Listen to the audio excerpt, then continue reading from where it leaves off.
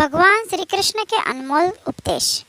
भगवान श्री कृष्ण कहते हैं, सबसे बड़ा पाप है ऐसे व्यक्ति को प्रभु कभी माफ़ नहीं करते जो दुर्बल को सताता है, कमज़ोर को सताता है। कहावत है कि भगवान के यहाँ देर है अंधेर नहीं। भगवान की लाठी में आवाज़ नहीं होती।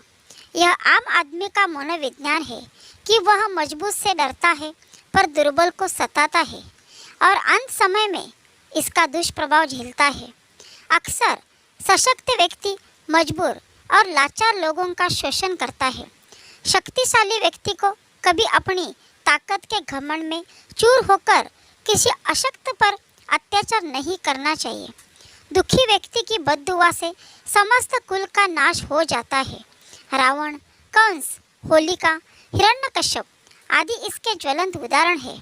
सभी को ईश्वर की कृति समझकर उनका सम्मान करना चाहिए। हमेशा अपने हृदय में भगवान को स्थापित करना चाहिए, क्योंकि उसके स्मरण से समस्त पाप का अंत हो जाता है। जब हृदय में पवित्र विचारों सत्कार्यों का स्थान होता है तो पाप और अवगुण अपने आप ही दूर चले जाते हैं।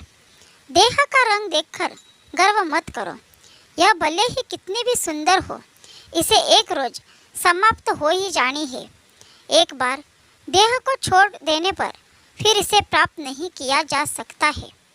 किसी वस्तु को देखकर गर्व नहीं करना चाहिए, चाहे वह पद, शक्ति, धन, साम्राज्य ही क्यों न हो, कारण कि जीवन की अंतिम सच्चाई मृत्यु है। इसलिए प्रभु की भक्ति ही जीवन का आधार है। जब प्राणी दुखी होता है तब उसे हरि की याद आती है। दुख में ईश्वर को याद करता है, सुख में भूल जाता है। दुनिया में सभी वस्तुएं एक समान है और उसका सबका सम्मान होना चाहिए। इसलिए सबल निर्बल सभी को एक नज़रिए से देखने की दृष्टि होनी चाहिए। एक कहावत है कि दुर्बलता एक अभिशाप है, क्योंकि ऐसा व्यक्ति ही हर तरह की मार खाता है। शरीर और मन दोनों की आवश्यकता कौन अधिक बड़ा अभिशाप है, यह बताना कठिन है, पर इन दोनों शक्तियों का समय ही सफलता का कारण रहा है। संसार में अनेक दुष्कर्मों को पाप की संज्ञा दी जाती है।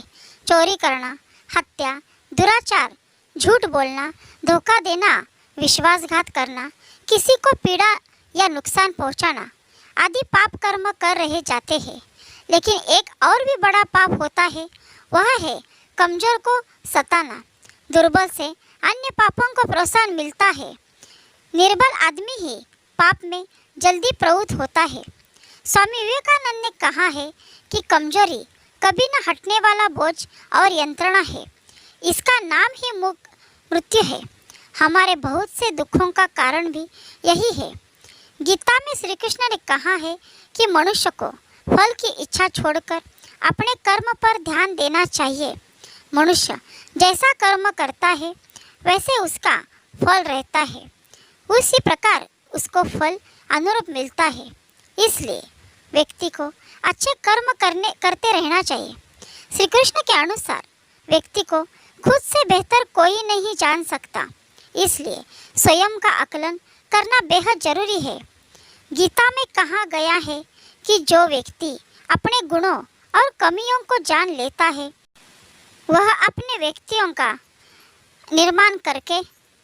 का निर्माण करके हर काम में सफलता प्राप्त कर सकता है। हमारा मन ही हमारे दुखों का कारण होता है। ऐसे में श्री कृष्ण ने गीता में कहा है कि जिस व्यक्ति ने अपने मन पर काबू पा लिया वह मन में पैदा होने वाली बेकार की चिंताओं और इच्छाओं से भी दूर रहता है। साथ ही व्यक्ति को अपने लक्ष्य को भी आसानी से प्राप्त कर लेता है। क्रोध में व्यक्ति नियंत्रण खो बैठता है और आवेश में आकर गलत कार्य कर देता है। यहाँ तक कि कभी-कभी गुस्से में व्यक्ति खुद का अहित कर बैठता है। गीता में श्री कृष्ण ने बताया है कि क्रोध को खुद पर हावी नहीं होना देना चाहिए। यदि गुस्सा आए तो स्वयं को शांत रखें। गीता के अनुसार व्यक्ति को संदेह या संशय का स्थिति में जो लोग संशय की स्थिति में रहते हैं उनका भला नहीं हो जाता है। जीवन में स्पष्ट नजरिया होना चाहिए।